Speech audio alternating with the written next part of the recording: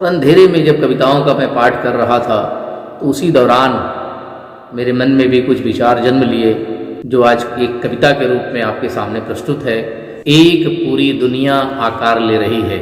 आप सभी सुने। कितनी शाश्वत होती है भूख और प्यास, और कितनी पीड़ा से गुजरता है एक पूरा आकाश, एक पूरा आकाश।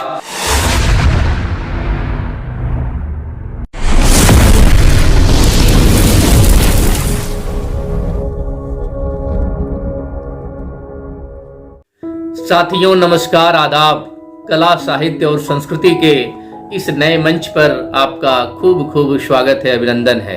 साथियों, हिंदी कविता के शीर्षस्थ कवियों में शुमार फैंटेसी के जनक गजानन माधव मुक्तिबोध की अभी जन्म शताब्दी बीती है, जिसके उपलक्ष्य में उनको अध्ययन करते हुए, उनकी कविताओं पर अनुशीलन करते हुए मेरे मन में चांद का मुंह टेढ़ा, ब्रह्म राक्षस और अंधेरे में जब कविताओं का मैं पाठ कर रहा था तो उसी दौरान मेरे मन में भी कुछ विचार जन्म लिए जो आज एक कविता के रूप में आपके सामने प्रस्तुत है।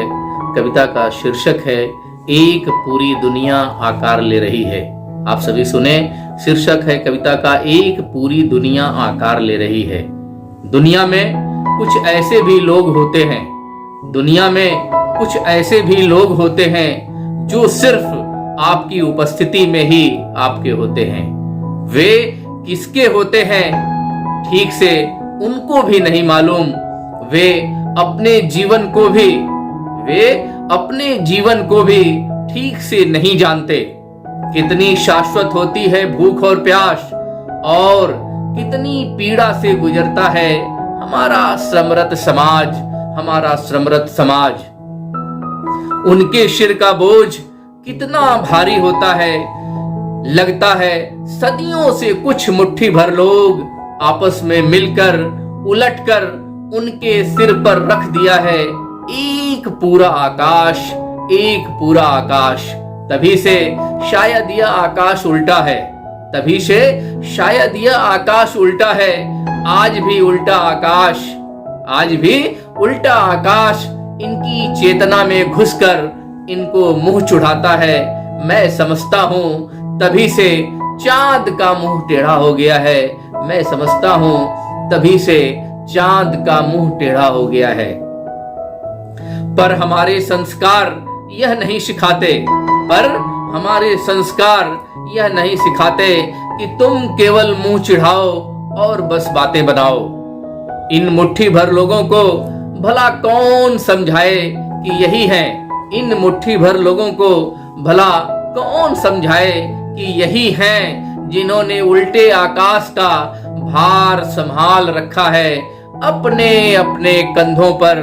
अन्यथा दुनिया कहाँ होती और वे कहाँ होते। वे मुंह भी नहीं होते जो सत्ता के शीर्ष पर बैठकर, वे मुंह भी नहीं होते जो सत्ता के शीर्ष पर बैठकर जनता को सिर्फ उत्सव की मूर्ति समझते हैं और उन पर हथौड़े से बार बार प्रहार करते हैं। वे चांद की दुनिया को ही सच मान लेते हैं।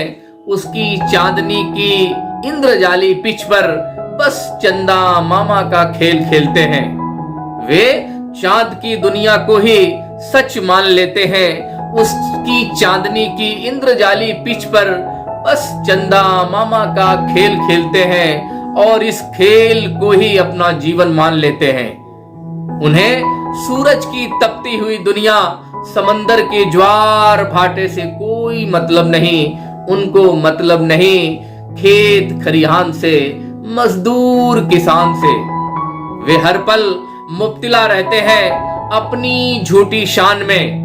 वे हर पल मुब्तिला रहते हैं अपनी झूठी शान में, अपनी नकली पहचान में। जहां उन्हें न ठीक से धरती और धरती के लोग मिल पाते हैं। जहां उन्हें न ठीक से धरती और धरती के लोग मिल पाते हैं और न मिल पाता है शांत विस्तीर्ण तथा कलरों से भरा आकाश। अब इन मुट्ठी भर लोगों को समझना होगा अब इन मुट्ठी भर लोगों को समझना होगा, अपने लोगों को पहचानना होगा। सूखी, उदास और पीली मिट्टी में, सूखी, उदास और पीली मिट्टी में बीज के अंकुर को फूटने देने के लिए स्वयं को खाद पानी बनाना होगा, स्वयं को खाद पानी बनाना होगा। अपने को दुनिया मान लेने वालों को, अपने को दुनिया मान लेने वालों को अब अंडे के खोल रूपी चांद की दुनिया से बाहर आना ही होगा।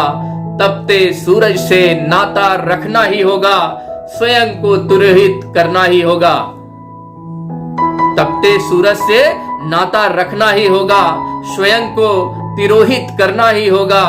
जहां तपती दोपहरी में, जहां तपती दोपहरी में श्वेत रक्त से लथपथ एक पूरी दुनिया आकार ले रही है, एक पूरी दुनिया आकार ले रही है। साथियों, ये कविता आपको कैसी लगी? जरूर इसे लाइक करें, शेयर करें, सब्सक्राइब करें। बहुत बहुत शुक्रिया, बहुत बहुत धन्यवाद।